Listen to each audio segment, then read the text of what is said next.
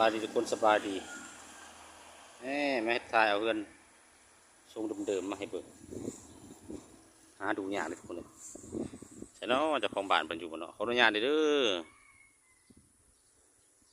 จะมีบันไดทั้งสองฝั่งเด้อทุกคน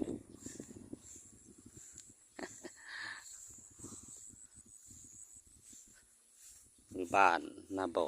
ทางเขาวิระบุรีไปสิบ่อยู่เนาะไปใส่เบิ่นละบ้าเจ้าของบ้านขออนุญาตถ่ายเด้อไปใส่เบิ่นเลยอันนั้นจะเป็นเฮือนครัวเนาะเป็นเฮือนครัวน่าเปิดประตูเองเลยเปิดประตูหลับไปจ้ะขออนุญาตเด้อเจ้าของเฮือนเพิ่นไปใส่เบิ่นเลยเนาะเมื่อให้เมื่อหน้าเบิ่นเลยบ่น่าจะเป็นเฮือนครัวเนาะทุกคนเนาะอันนี้จะเป็นเฮือนใหญ่หรือว่าบ้านใหญ่จะมีบันไดทั้งสองฝั่งบันไดทั้งข้างตะวันออกแล้วก็จะมี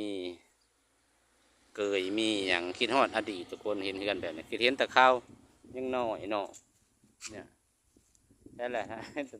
ให้คนตรวจอยู่บ่เนาะนี่นะทั้งฝั่งนี่ก็มีคือกันมันจะเป็นเฮือนครัวเพิ่นเป็นบ้านตัวบ้านเป็นบ้านทรงดังเดิมทุกคนเลยเห็นก็เลยมาแวะถ่ายให้เบิ่งทั้งฝั่งพุ่นจะเป็น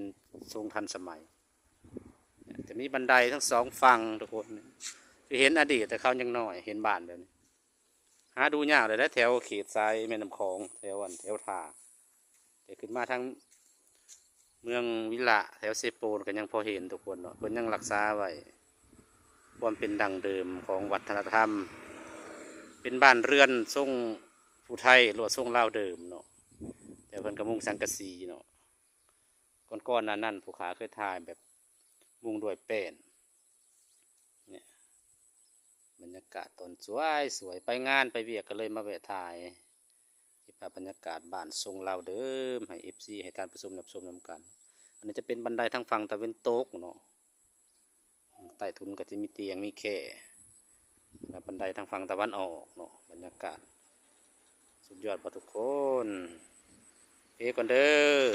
มาฝากรับชมกันนี่เนาะอันนี้คือบ้านเฮือนทรงลาวเดิมเนาะเป็นหมู่บ้านหนึ่งของเมืองเซโปนเด้อบ้านหน้าบ่อทางแบง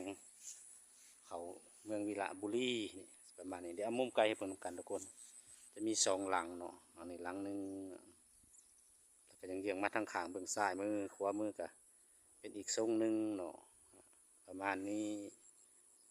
โอเคทุกคนพบกันใหม่คลิปหน้าเด้อ